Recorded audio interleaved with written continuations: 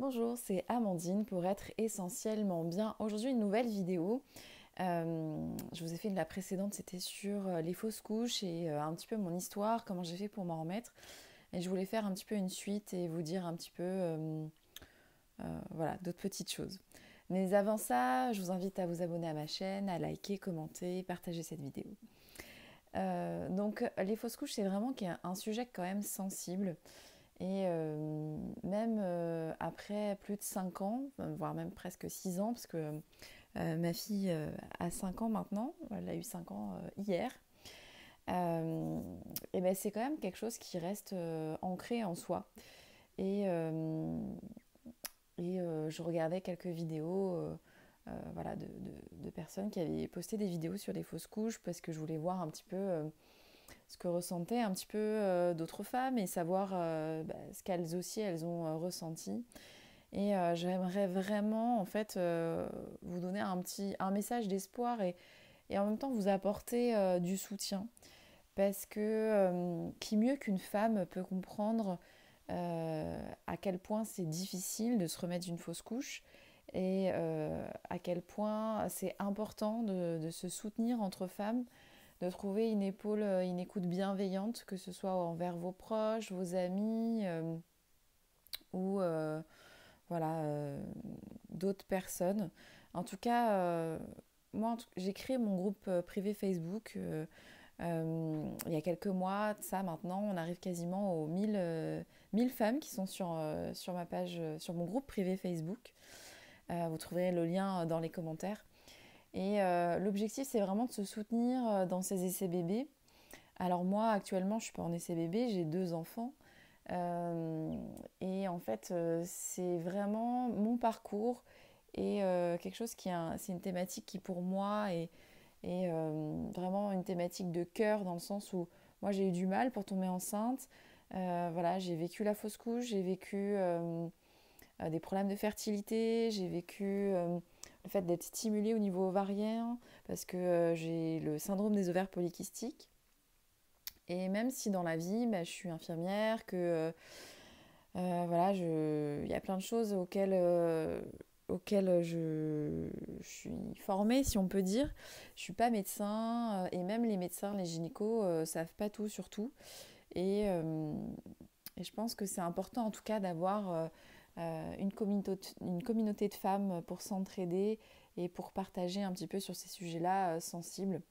Donc voilà, c'était une vidéo pour cette vidéo pour vous parler de tout ça. Donc la précédente vidéo, je vous parlais de comment moi j'avais vécu tout ça et ce que j'avais fait. J'avais ressenti l'obligation de faire une pause parce que vraiment c'était tellement dur. J'avais tellement fondé d'espoir dans cette grossesse après des mois d'essais infructueux et de se dire voilà pourquoi ça marche pas, est-ce que j'ai un problème. Oui, en effet j'avais un problème parce que du coup j'ai le syndrome des ovaires polykystiques et de se dire c'est hyper culpabilisant en fait déjà d'avoir un diagnostic posé s'il y a une problématique. Et même s'il n'y a pas de problématique de poser, de se dire, ben voilà, si on cumule les fausses couches ou si on cumule les mois d'essai voilà, qui se soldent par un échec tous les mois, ben forcément ça impacte notre confiance en nous et notre façon de vivre et notre joie de vivre en fait. Parce qu'en fait, on pense tellement à ces essais bébés que on oublie de vivre. On oublie de vivre et on oublie de profiter de la vie parce que c'est vrai que même si ça nous tient le plus à cœur de devenir maman et d'avoir un jour ce petit bébé, euh, c'est hyper important de prendre soin de soi. Et après coup, et c'est quelque chose qui m'a beaucoup aidée, j'en ai pas parlé dans la vidéo d'avant, mais en fait c'est de prendre conscience, après on y croit, on n'y croit pas, mais en tout cas moi ça m'a aidée personnellement. C'est de m'ouvrir un petit peu à la spiritualité et de comprendre un petit peu ce que c'était le parcours d'une âme. Euh, Quand j'ai entendu voilà, cette histoire-là d'âme qui sent l'appel, qui vient s'incarner et qui parfois en fait ça met un peu une autre perspective de la vie et de se dire que en fait notre âme elle est éternelle et qu'on vient s'incarner dans un corps pour vivre des expériences. Voilà. Après, je vous dis, on y croit pas. En tout cas, moi, personnellement, ça m'a aidé après ma fausse couche de me dire que si j'ai fait cette fausse couche, c'est peut-être qu'en fait, l'âme de ce futur bébé n'était pas prête à venir au monde, enfin, n'était pas prête à, voilà, à grandir et à devenir ce petit bébé. Et peut-être qu'en fait, elle était là pour me faire vivre une expérience, là pour me faire grandir et en fait comprendre un petit peu le sens de la vie, qu'on ne peut pas aussi tout avoir quand on veut, d'apprendre la patience, parce que c'est vrai qu'en tant que maman, en tant que parent, la patience, c'est vraiment quelque chose qu'on développe et qu'on apprend à développer parce que nos enfants, et je parle aussi en cas de fausse couche ou d'interruption médicale de grossesse, nous font grandir et en fait nous apprend énormément sur nous. Je pense que c'est nos plus grands maîtres de la vie, c'est nos enfants et même ceux qu'on ne peut pas tenir dans nos bras.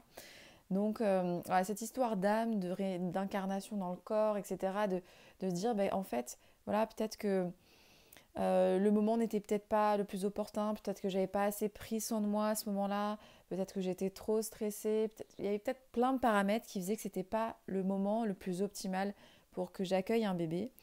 Et peut-être que cette épreuve de fausse couche, cette expérience de vie était salutaire et elle l'était parce qu'au final, euh, j'ai pris des décisions, je suis passée à l'action, j'ai pris soin de moi, euh, j'ai souhaité changer de boulot.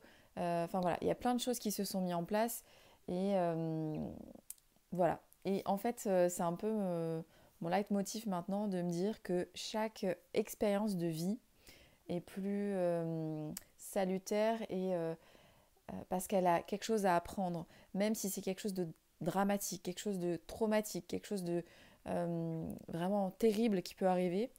Il y a toujours un aspect positif de la chose. Peut-être qu'on va rencontrer une personne sur notre chemin de vie qui va faire qu'on va évoluer. Et parfois, souvent, ouais, c'est nos plus grandes façons d'évoluer. Je ne sais pas vraiment comment vous exprimer ça, mais voilà, en tout cas, c'est plus sur la gratitude de dire quoi qu'il se passe dans la vie, c'est ok, c'est parfait. C'était sur mon chemin de vie pour m'apprendre à grandir et